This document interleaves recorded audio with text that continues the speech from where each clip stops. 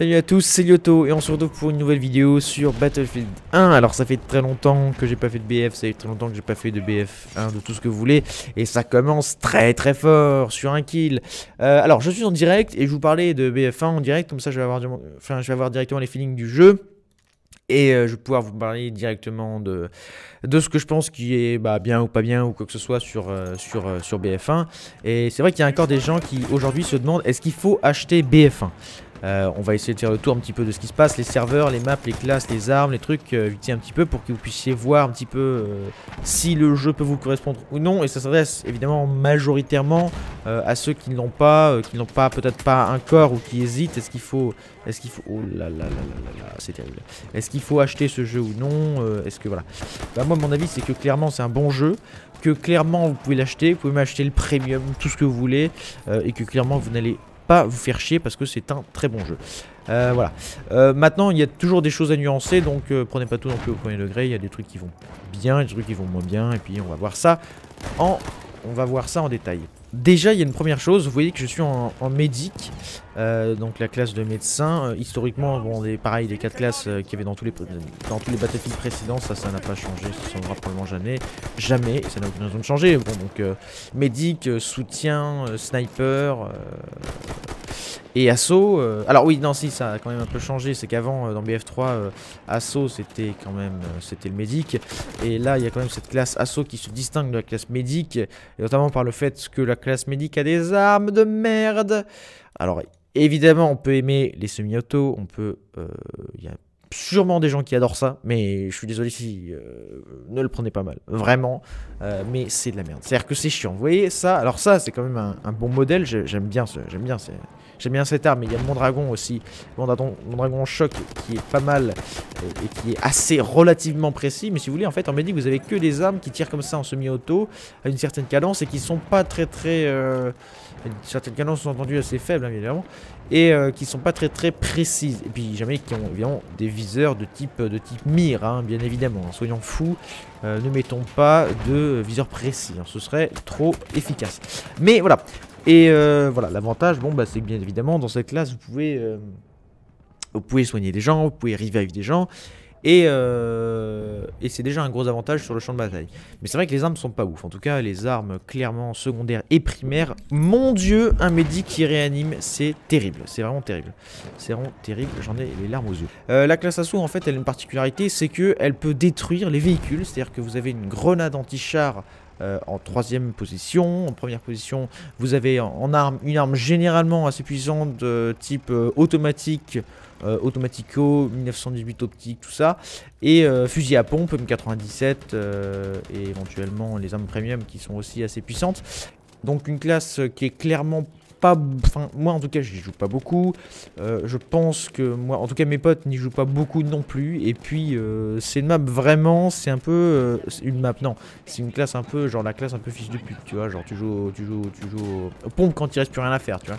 Vraiment, c'est l'ultime recours quand tu es dans une partie de merde où tu dois spawner sur ton pote et qu'il y a un tank juste à côté, bah t'as pas trop le choix. Et puis c'est sur la classe assaut que t'as mis ce clic, du coup, bah voilà, tu tombes en classe assaut et puis bam, c'est terminé. Du coup, tu vas devoir faire des kills aux pompes. En général, c'est comme ça que ça se passe. Mais voilà, c'est comme une bonne classe avec des armes qui sont relativement assez puissantes, donc si vous avez envie de faire du kill, peut-être que ça peut marcher éventuellement. Alors après, il y a la classe soutien. C'est vrai que ce qui est caractéristique de la classe soutien, c'est clairement le fait que tu puisses inviter les gens, ce qui est un nouveau, puis surtout après les armes, pareil, Lewis légère, qui est quand même assimilée à la M249 de BF3 et BF4, et puis c'est clairement là encore une arme qui n'est pas systématiquement une arme très skillée, si je puis me permettre. Donc parce que la classe soutien et la classe assaut, sincèrement, voilà, je peux vous en parler vite fait. Si vous avez des questions, je peux essayer. Alors là on part sur un spawn kill assez terrible, je peux essayer de vous répondre à vos questions assez vitef, mais je serai quand même d'assez mauvais conseils étant donné que j'y joue pas beaucoup, donc on va pas trop parler de ce que je connais pas trop, et puis même il n'y a pas grand chose à dire, c'est juste oh là là là, c'est juste des classes voilà, des classes avec des armes qui touchent bien et qui font pas mal de kills. En premier, vous avez la classe assaut, juste ici, grenade anti-char, maroquette anti-char, arme maroquette anti-aérienne. Vous pouvez tuer des gens avec, évidemment, il y a des gens qui le font, donc ça c'est assez terrible, mais bon, c'est la vérité. Voilà, ensuite la classe médic, ensuite la classe soutien, avec le mortier, l'arbalète lance-grenade, tiens, je ne savais même pas qu'il y avait outil de réparation naturellement. Et munitions, bon vous voyez que j'ai pas beaucoup joué à cette classe puisque j'ai justement pas le sac de mun et puis enfin la caisse de mun dans un genre de truc. Donc là on va prendre justement l'éclaireur avec l'Arisaka. Et clairement, alors j'ai pas débloqué beaucoup de trucs, je ne joue quasiment jamais, à dire vrai, je ne joue quasiment jamais en éclaireur parce que je ne suis pas très bon. La classe éclaireur, c'est sans doute l'une des meilleures classes éclaireur de BF. Des BF, en fait, de tous les BF, avec clairement des outils, des armes qui sont plus ou moins polyvalentes. C'est-à-dire que là, par exemple, vous avez ce magnifique sniper. Alors évidemment, rien n'est, c'est pas comme dans BF3 ou dans BF4 ou dans ce que tu veux, où tu peux pas personnaliser les viseurs ou les trucs comme ça. Hein. C'est pas modulable et tout. Il n'y avait pas ACOG hein, en 1914, hein, donc ça c'est comme ça, hein, on n'y peut rien.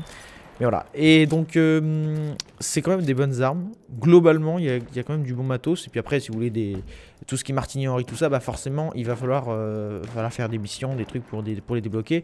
Ça, c'est classique, hein, typique de BF, ça a toujours été comme ça. Et là, c'est une arme premium qui est probablement à mon goût un peu mieux, mais qui est pas systématiquement, unanimement un truc de malade. Donc après, c'est clairement une question de feeling et une question d'habitude. En deuxième rang, j'ai le revolver parce que c'est un truc qui de choc, mais bon, c'est pas systématiquement le meilleur truc qu'il faudrait avoir. Et si vous voulez, il met tellement de temps à recharger que c'est pas forcément. J'ai cru voir un mec, mais je crois que c'est une hallucination collective.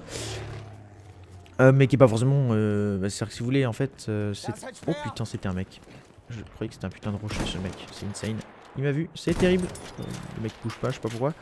Et voilà. Et en ce qui concerne le jeu, est-ce qu'il faut acheter le jeu? Bah clairement ça dépend de vous. Tous ceux qui vont être déjà de base passionnés par tout ce qui est histoire de la Première Guerre mondiale, tout ça, bah de base vous allez probablement avoir envie de l'acheter parce qu'il y a clairement quelque chose, hein, ça c'est certain, même si c'est pas un truc historique, vous n'allez pas forcément avoir systématiquement toutes les batailles comme c'était et tout, vous n'avez pas non plus des maps telles qu'elles sont dans la vraie vie parce que ça n'a pas forcément d'intérêt. C'est pas forcément très ludique si vous voulez, la réalité n'est pas toujours très ludique, mais soit, voilà. Et c'est quand même clairement un bon jeu et ça reproduit quand même de manière assez fidèle une ambiance, en tout cas l'ambiance de la Première Guerre mondiale avec les explosions et tout, contrairement à beaucoup de jeux où clairement qui se revendiquaient de la Première Guerre mondiale mais qui pourtant avaient du mal à créer justement un petit peu cette ambiance, les explosions, le son, alors que là dans ce jeu il y a tout. Il y a tout, et vous le voyez, je pense, sur le gameplay avec le stéréo. Il y a le graphisme, il y a l'audio. Moi, j'ai un casque qui est stéréo, mais si vous avez un casque 5 points, vous allez pouvoir vraiment 5 points ou 7 points ressentir ce qu'on appelle une tuerie audio. Alors on percé, on va aller voir ça. Regardez, je vais mettre en assaut parce qu'il y a un tank, donc on va essayer de détruire le tank. Ah, c'est terrible. Alors le truc que j'ai, en fait, ça c'est ce qui s'appelle l'automatico. C'est un peu de la merde, c'est pas du tout précis, mais ça fait les ravages à courte distance. C'est clairement si vous voulez faire du kill, encore une fois à courte distance, hein, et à courte distance uniquement, c'est génial. Vous voyez bien de quoi je parle, hein. Là clairement la mort est présente. Mais voilà, en tout cas c'est un kit, là encore, un kit très intéressant si vous voulez faire des kills à courte distance en TDM ou en ruée de domination sur des maps avec beaucoup de tranchées, ça peut être intéressant, ce qui n'est pas systématiquement le cas de cette map, en tout cas pas au stade actuel puisqu'on est en opération. Je vais vous parler un petit peu maintenant rapidement des modes de jeu. Alors les modes de jeu sont globalement évidemment comme dans BF3, BF4 communs, c'est-à-dire qu'il y a d'abord la ruée, la domination, la conquête, le match en équipe et tout, bon ça classique. Hein. Rien de nouveau sous le soleil, pardon, de ce côté-là. Et alors ensuite il y a le mode opération. Et là il faudrait peut-être s'attarder un instant. Oh là mais je suis mauvais.